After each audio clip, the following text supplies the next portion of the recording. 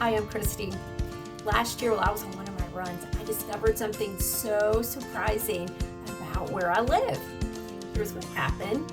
I was on my regular route around campus. I was out jogging, and along this stretch, there's these long, super long green bushes that are just evenly spaced. And I counted last week, there's about 32 of them. So there's a lot of them.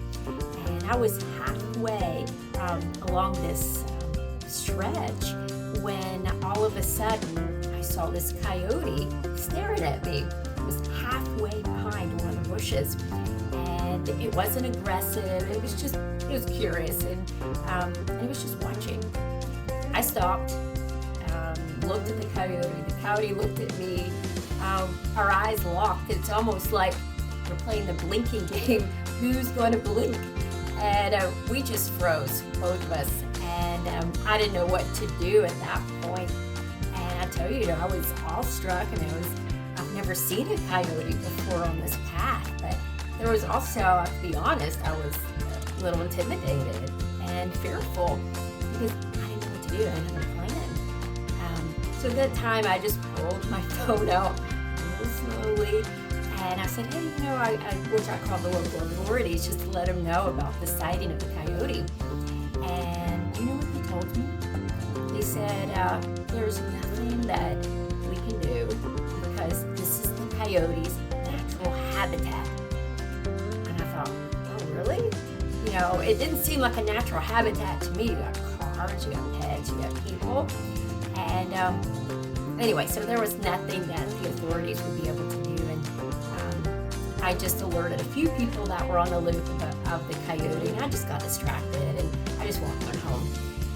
And I kid you not, a day or two later, Chris and I woke up early one morning, and there was this barking. It was high-pitched, and we actually thought it was one of our German Shepherds that got out. We live across the street from this large parking lot. It's a community pool. And it was just nonstop, high-pitched barking. And so Chris looked and he said, it's a coyote. And I'm like, no way. So I jumped out of bed, and sure enough, it was the coyote. But the amazing thing is that my countenance changed, and there was no fear. My chin was up, shoulders back, my eyes dialed in. I'm like, hey, I see you now.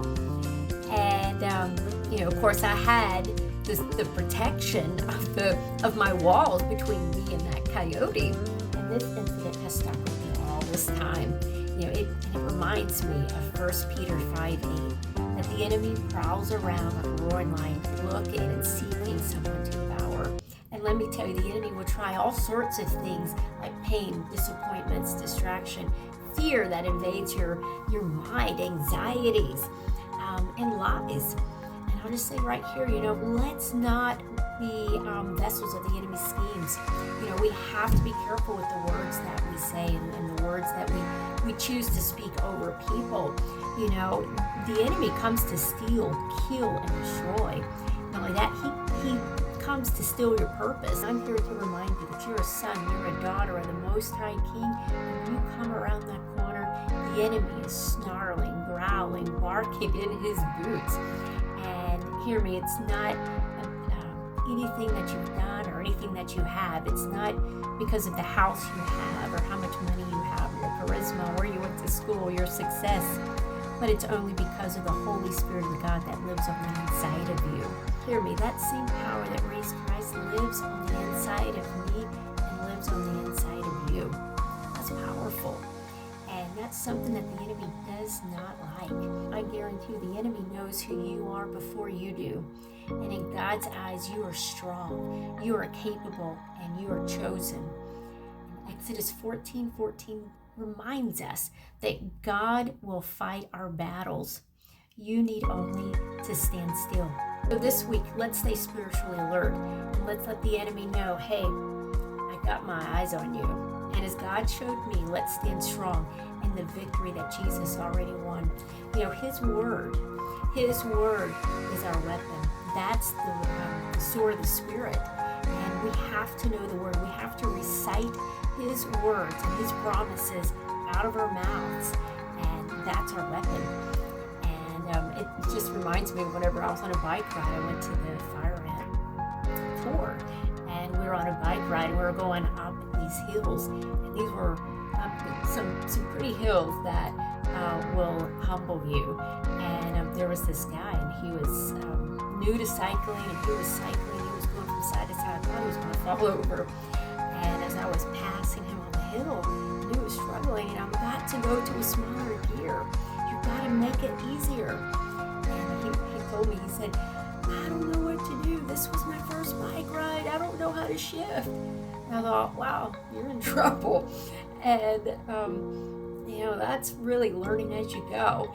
And, guys, it just reminded me, don't want to wait till that hill to pull out your power. And we don't want to learn as we go. So we got to start now. Second, sing your fight song. There's nothing like worship that shuts the mouth of the enemy. Certainly, you got what it takes to win. Stand strong in God's power and watch him move. That wraps up everything for today. I hope you enjoyed this devotion and our time together. I look forward to seeing you next time. And hey, it doesn't matter if we have to run, walk, or crawl. We're going to get to that finish line, and we're going to get to that finish line so strong. I'll see you next time.